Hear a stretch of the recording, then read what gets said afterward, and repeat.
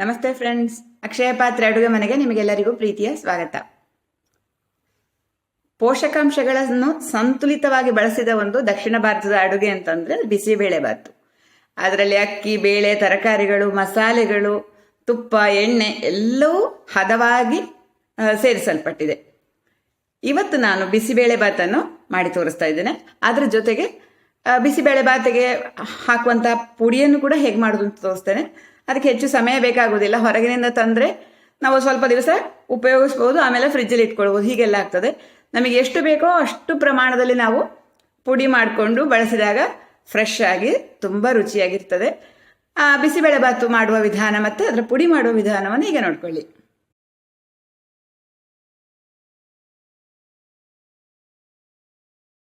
ಸ್ನೇಹಿತರೆ, ಬಿಸಿಬೇಳೆಬಾತು ಮಾಡಲಿಕ್ಕೆ ನಾನು ತಗೊಂಡಂಥ ಸಾಮಗ್ರಿಗಳನ್ನು ನೋಡ್ಕೊಳ್ಳಿ.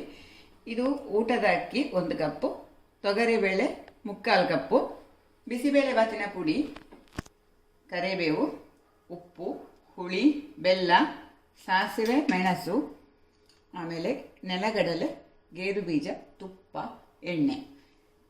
ಇದಲ್ಲದೆ ತರಕಾರಿಗಳು ನೋಡ್ಕೊಳ್ಳಿ. ಬೀನ್ಸು, ಕ್ಯಾಪ್ಸಿಕಮ್ಮು, ದೊಣ್ಣೆಮೆಣಸಿನಕಾಯಿ, ಆಲೂಗಡ್ಡೆ, ಬಟಾಣಿ, ಇದು ಗಡ್ಡೆಕೋಸು, ಕ್ಯಾರೆಟ್ಟು, ಟೊಮೆಟೊ ಹಾಗೂ ಈರುಳ್ಳಿ. ಮೊದಲಿಗೆ ತರಕಾರಿಗಳನ್ನೆಲ್ಲ ಹೆಚ್ಚಿಕೊಳ್ತೇನೆ. ಈಗ ತರಕಾರಿ ಮತ್ತು ಅಕ್ಕಿಯನ್ನು ಕುಕ್ಕರಲ್ಲಿ ಬೇಯಿಸ್ಕೊಳ್ತೇವೆ. ತುಂಬ ಸುಲಭವಾದ ವಿಧಾನವನ್ನು ತೋರಿಸ್ತಾ ಇದ್ದೇನೆ. ಎಲ್ಲವನ್ನು ಜೊತೆಗೆ ಹಾಕಿ ಬೇಯಿಸ್ಕೊಳ್ಳೋದು. ನಾನು ಅಕ್ಕಿಯನ್ನು ಚೆನ್ನಾಗಿ ತೊಳ್ಕೊಂಡಿದ್ದೇನೆ 2-3 ಸರ್ತಿ. ಅದೇ ರೀತಿಯಾಗಿ ತೊಗರಿಬೇಳೆಯನ್ನು ಕೂಡ ಚೆನ್ನಾಗಿ ವಾಶ್ ಮಾಡ್ಕೊಂಡಿದ್ದೇನೆ. 3/4 ಕಪ್ ತೊಗರಿಬೇಳೆ, 1 ಕಪ್ ಅಕ್ಕಿ. ಇನ್ನು ತರಕಾರಿಗಳನ್ನೆಲ್ಲ ಕಟ್ ಮಾಡಿದ್ದೇನೆ. ಇದನ್ನೆಲ್ಲ ಒಟ್ಟಿಗೆ ಹಾಕ್ತೇನೆ. ಕ್ಯಾರೆಟು, ಇದು ಗೆಡ್ಡೆಕೋಸು, ಬಟಾಣಿ.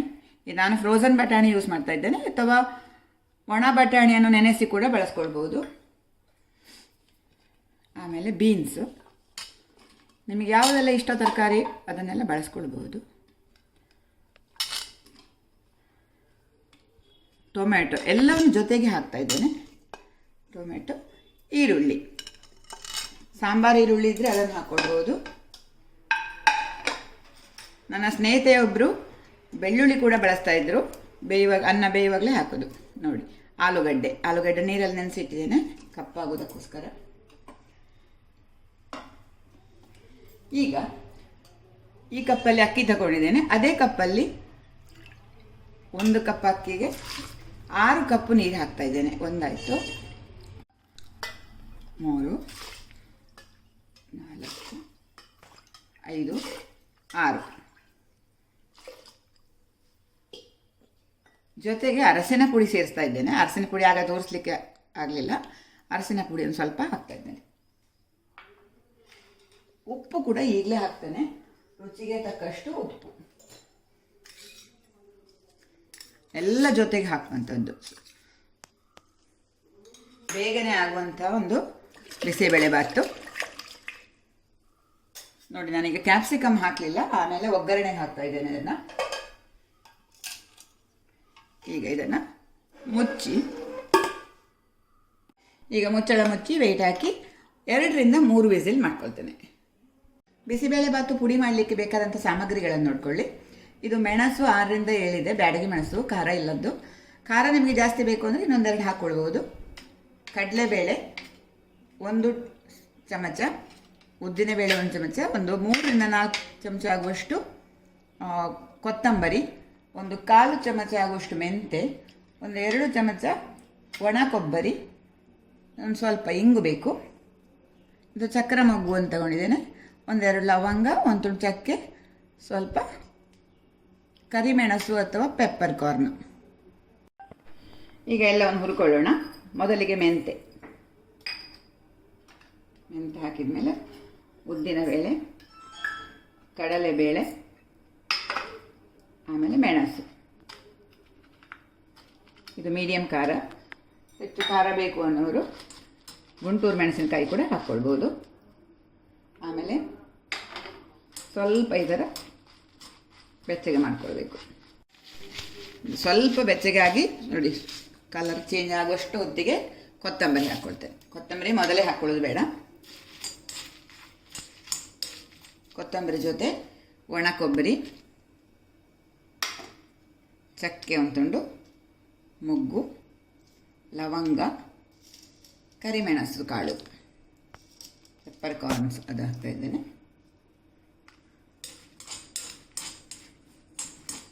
ಒಂದು ಸ್ವಲ್ಪ ಹುರಿಬೇಕು, ಎಣ್ಣೆ ಹಾಕಬೇಕಾಗಿಲ್ಲ.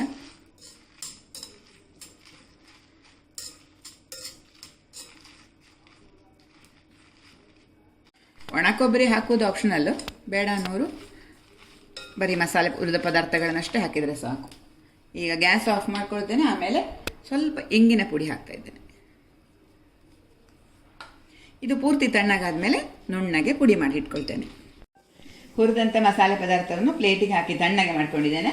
ಇನ್ನು ಇದನ್ನು ಫೈನ್ ಪೌಡರ್ ಮಾಡಿಕೊಳ್ಬೇಕು. ಇದು ನುಣ್ಣಗಿನ ಪುಡಿ ಆಗಬೇಕು.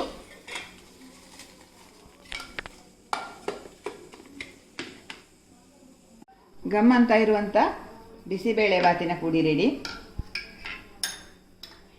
ಇದರಲ್ಲಿ ಎಷ್ಟು ಬೇಕೋ ಅಷ್ಟು ನಾವು ಮಾಡುವಾಗ ಹಾಕ್ಕೊಂಡು ಉಪಯೋಗ ಮಾಡಿಕೊಳ್ಬೋದು. ಅಕ್ಕಿಯ ಪ್ರಮಾಣಕ್ಕನುಸಾರ ಈ ಮಸಾಲೆಯನ್ನು ಸೇರಿಸ್ಕೊಳ್ಬೋದು.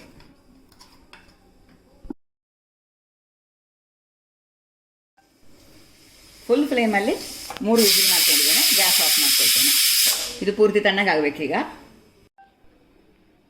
ಅನ್ನ ಮತ್ತು ತರಕಾರಿ ಬೇಯುವಷ್ಟೊತ್ತಿಗೆ ನಾವು ಇದಕ್ಕೊಂದು ಗೊಜ್ಜು ಮಾಡೋಣ. ಮೊದಲಿಗೆ ಸ್ವಲ್ಪ ತುಪ್ಪ ಹಾಕ್ಕೊಳ್ತೇನೆ. ತುಪ್ಪದಲ್ಲಿ ತುಪ್ಪ ಬಿಸಿ ಆಗಬೇಕು. ಬಿಸಿ ಆದ ತಕ್ಷಣ ಗೇರು ಬೀಜ ಹಾಕ್ತಾ ಇದ್ದೇನೆ.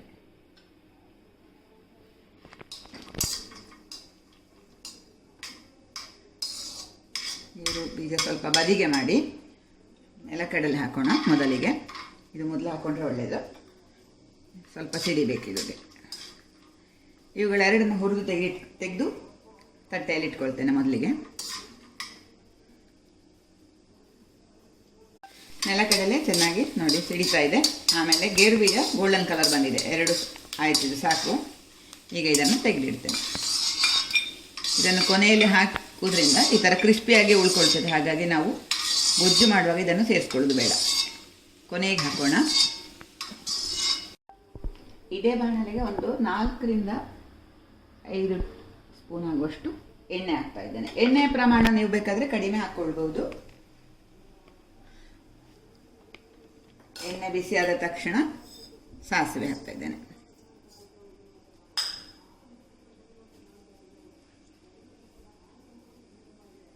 ಬೇಕು ಅಂದರೆ ಇಂಗು ಕೂಡ ಈಗ ಸೇರಿಸ್ಕೊಳ್ಬೋದು. ಸಾಸಿವೆ ಸಿಡಿಬೇಕು. ಈಗ ಮೆಣಸು ಹಾಕ್ತಾ ಇದ್ದೇನೆ. ಆಮೇಲೆ ಕರಿಬೇವು ಹಾಕ್ತಾ ಇದ್ದೇನೆ. ಕ್ಯಾಪ್ಸಿಕಮ್ ಹೆಚ್ಚಿಟ್ಟದಿದೆಯಲ್ಲ ಅದನ್ನು ಈಗ ಹಾಕೋಣ. ಸ್ವಲ್ಪ ಆಗಬೇಕಿದು. ಸ್ವಲ್ಪ ಉಪ್ಪು ಹಾಕ್ತಾ ಇದ್ದೇನೆ ಇದರ ಜೊತೆಗೆ. ಸ್ವಲ್ಪ ಕ್ಯಾಪ್ಸಿಕಮ್ ಈಗಾಗುವಷ್ಟು.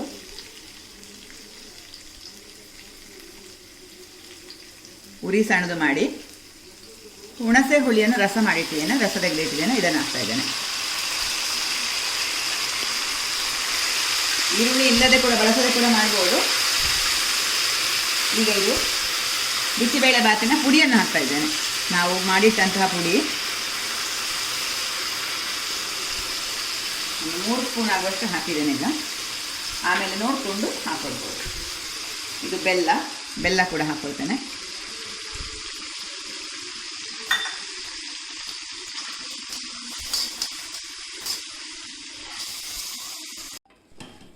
ಅನ್ನ ಮತ್ತು ತರಕಾರಿ ಚೆನ್ನಾಗಿ ಬೆಂದಿದೆ ನೋಡಿ. ಈಗ ಮಾಡಿಟ್ಟಂತಹ ಗೊಜ್ಜಿಗೆ ಇದನ್ನು ಸೇರಿಸ್ತೇನೆ. ಇದಕ್ಕಿನ್ನೊಂದು ಸ್ವಲ್ಪ ಪುಡಿ ಬೇಕಾಗಬಹುದು. ಸ್ವಲ್ಪ ತೆಳು ಬೇಕಾದರೆ ಸ್ವಲ್ಪ ತೆಳು ಮಾಡ್ಕೊಳ್ಬೋದು. ಸ್ವಲ್ಪ ನೀರು ಹಾಕ್ತಾ ಇದ್ದೇನೆ.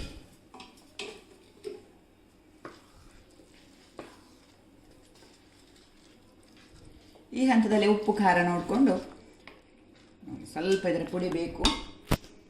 ಬಿಸಿಬೇಳೆ ಬಾಕಿ ಪುಡಿ ಸ್ವಲ್ಪ ಹಾಕ್ತಾ ಇದ್ದೇನೆ.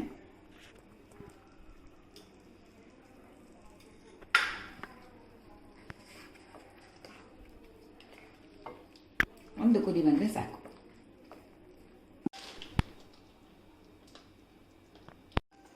ಕುದಿಲಿಕ್ಕೆ ಆರಂಭ ಆಯಿತು. ಈ ಹಂತದಲ್ಲಿ ಇನ್ನೊಂದು 2 ಸ್ಪೂನ್ ಆಗುವಷ್ಟು ತುಪ್ಪ ಹಾಕ್ತಾ ಇದ್ದೇನೆ ಮೇಲಿಂದ.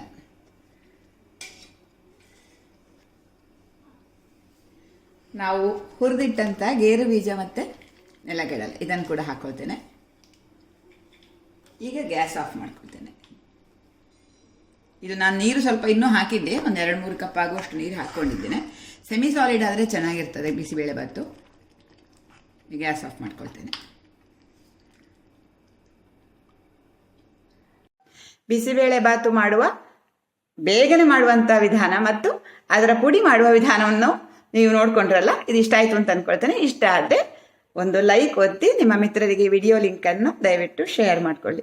ಹೊಸಬರು ನನ್ನ ವಿಡಿಯೋ ನೋಡ್ತಾ ಇರೋರಾದರೆ ನಮ್ಮ ಅಕ್ಷಯ ಪಾತ್ರೆ ಅಡುಗೆ ಮನೆ ಚಾನಲನ್ನು ಸಬ್ಸ್ಕ್ರೈಬ್ ಮಾಡಿಕೊಳ್ಳಿ. ಸಬ್ಸ್ಕ್ರೈಬ್ ಮಾಡೋದ್ರ ಜೊತೆಗೆ ಬದಿಯಲ್ಲಿರುವ ಗಂಟೆ ಚಿತ್ರ ಅಥವಾ ಬೆಲ್ ಐಕಾನ್ ಒತ್ತಿದಾಗ ನಾನು ಮಾಡಿದಂಥ ಹೊಸ ಅಡುಗೆಗಳನ್ನು ಆ ತಕ್ಷಣಕ್ಕೆ ನೋಡ್ಕೊಳ್ಬೋದು. ಹಾಗಾಗಿ ಸಬ್ಸ್ಕ್ರೈಬ್ ಮಾಡೋದ್ರ ಜೊತೆಗೆ ಬೆಲ್ ಐಕಾನ್ ಒತ್ತಿಕೊಳ್ಳೋದನ್ನು ಮರಿಬೇಡಿ. Thank you.